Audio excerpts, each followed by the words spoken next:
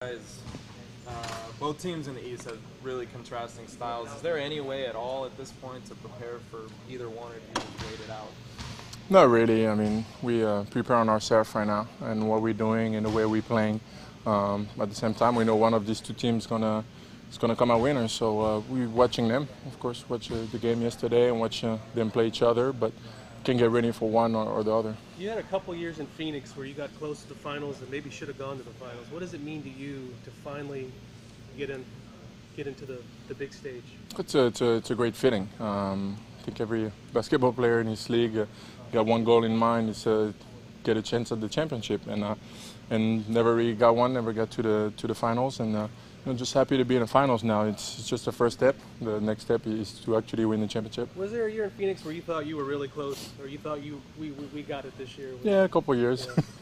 Yeah. A couple of years, I thought we were pretty close, but you know, sometime the end of the game or somebody getting injured, stuff like that, and somebody getting knocked into a scores table. Something like that, getting thrown off and being suspended. So some stuff keeps you away sometimes. The same old story that happens. Yeah. Did you ever think you would end up in San Antonio? I mean, was it ever anything at that time, especially? Well, at that time I didn't know. I had no idea. I thought it was going to be in Phoenix for a while, but you never know what the future is going to be like. Have you ever talked to Boris about that at all? No, I never talked to him. I was just going to ask, is there any part of you that would like to see the series come to an end tomorrow? For no other reason, at least you know who you can prepare for, or would you rather just see these two teams just beat each other for 7 games? It's both, you know. It's good to know that they're going to get tired before getting to the finals, but at the same time, I mean, we want to be able to prepare as long as possible for the team we're going to play. You've already had to prepare for very different styles with the Grizzlies, the Warriors, obviously like polar opposites. Does that help going forward and knowing that you'll be able to adjust to whichever matchup you see? Yeah, I think it's good because we play against a team that's mainly focused inside, where they're big guys and post-up type of team, and another team, Golden State, was more focused on the outside shooters, running. So it's good. We got to practice against both style of play. You've known Tony for a long time, obviously. Has he ever been at this level ever before in his career? I mean, he's getting better every year. So he's just better than he was last year. Last year was better than he was the year before. So he's just keep improving. Is that unusual for a guy who's been in a league for 12 years to even still be getting better at this point? Yeah, I think experience, and for him, I think it's more of a shot. Now he's really making a lot of shots from outside, and when he came in the league, it was more of somebody driving. So now his game is more complete than before. Is he back to that performance level where he was in the middle of the season, January, February area? Yeah, I think so. That's what he's coming back to. He had a great season, and then he had a little bit of injuries at the end of the season, but now he's back. You talk about Manu's game and kind of what it's been like playing with him? Well, it's great. Manu is one leader with Tony and Timmy, and so he just make it easy for everybody. He makes some plays, great passes, and when he come in the game, especially in a second unit, he brings a lot of energy. Is it you have to kind of keep your head on the swivel when he's out there? Yeah, you never know when the pass is going to come. So if you want to have your nose broken, you got to look at it. All right, thank you guys. Thank you. How was practice today, Dan? It went well. We got up and down a little bit, got after each other a little bit, staying in shape, and we have a good time off, so just trying to keep a rhythm. 5-on-5? Yes. Getting up and down, 5-on-5, working on different things. We don't know obviously who we're going to play, so we're trying to slowly but surely, and assimilate some of the things that we might see. When a team goes up 3-2 like that, do you guys kind of maybe fudge a little bit and assume it's going to be Miami and get a head start on prep, or is it still pretty basic at this point? Still pretty basic at this point. We're not going to assume we're playing anybody. We're not going to, lean toward anywhere until we see that the series is closed. What do you think of the series, Dan? I think it's a great series. It's a very hard-fought, battling, type of series, and it's very physical. Obviously, they have a couple funny videos of guys flopping, but they've been going at it, and it's a physical game between those two, and it's gonna be interesting to see what happens. What do you think of all that flopping? like I said, it's pretty physical. So I'm sure some of it is a flop, but some of it is pretty good. They're getting pretty good hits on them. But I think it's just guys trying to take advantage of a situation, trying to help their team by getting somebody else in foul trouble or getting a possession. Who do you take in a head-to-head flop battle, Tony and Manu or LeBron and Batty? I don't want to have this discussion. What's your favorite Patty Mills towel wave?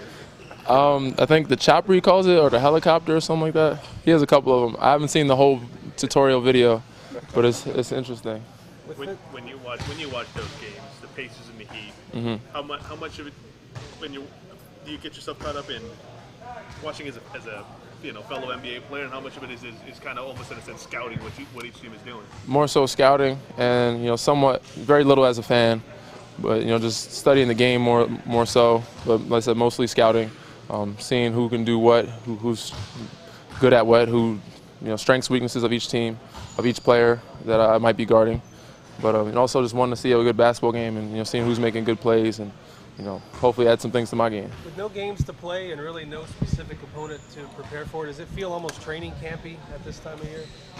Yeah, I guess you could say that. Like I said, it's very basic. We don't know who we're playing, who we're going to scout, so we're just kind of doing some stations here and there, trying to stay in shape. You could tell that he was there. You are about to play in your first NBA Finals, and you are in the rotation. Last year, you spent most of the year in Austin. What does this mean to you? It means a lot, just from coming from, the D League all the way up, now in the NBA Finals. I mean, actually in the D League this year, it means a lot, just to tell you how, hard work can pay off.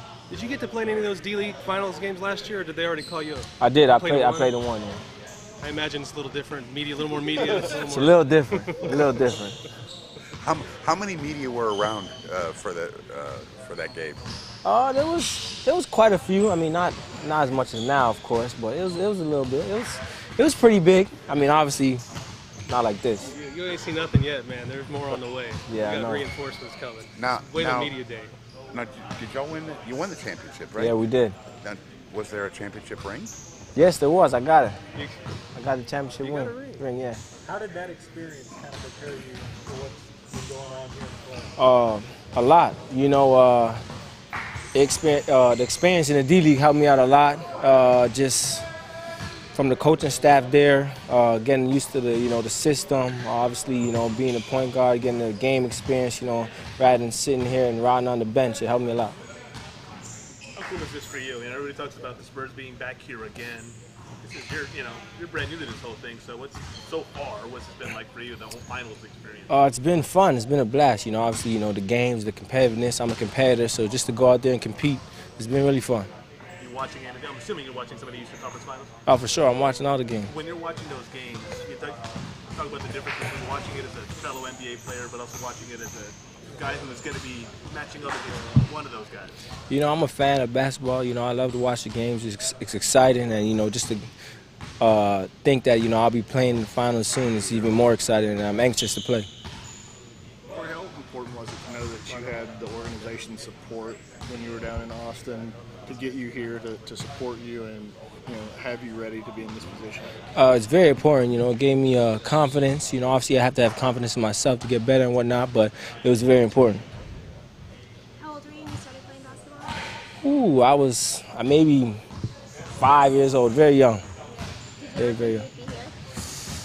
I had, I thought so, but I mean, like in my dreams, I would dream about it and whatnot, but I didn't know it actually come this fast. This is obviously a new thing for you. The guys like Tim and Manu and Tony have been here, done that. Do you get the sense that they're still loving this, or is it more of like a been there, done that kind of mentality?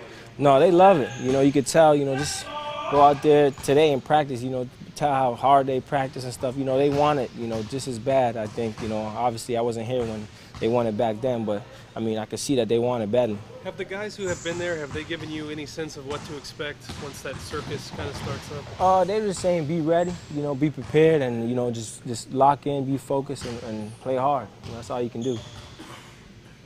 What's it been like playing with Manu? And when you were in college, did you kind of follow him, his career? A little bit. I didn't watch a lot of the Spurs, but I mean, I got to watch a little bit because I had a fellow teammate that, is a diehard fan, Lex, one of many, him being RC. So, I mean, I watched a little bit of the Spurs as well with him whenever I can, but, I always knew he was a competitor. I always knew, he was a great player, and hopefully one day I'll Hall of Fame. Who was your guy growing up? Who was your favorite player? Who did you watch? Favorite player growing up was probably Steve Nash, being a fellow Canadian. point guard. I watched him a lot, so now, having him as one of my mentors and learning from him a lot. If Miami gets to the final, are you going to stop wearing LeBron's shoes for a couple weeks? Or? No, I ain't going to stop wearing it. It's a good question, though. It's a good question, Maybe we're on the court and he say, hey, youngin', stop wearing my shoes. But, I mean, I'm going to start. It's comfortable for me, so it's a good fit. You said you didn't watch much of the Spurs. Did you think they were boring, too? No, I didn't think they were boring. They all played good basketball. I didn't think they were boring. Just when I was out in the East Coast, I mean, you didn't get much of the games. So you didn't watch the 2003 finals then? No, in Toronto, I mean, I probably did, but I forget. I was young.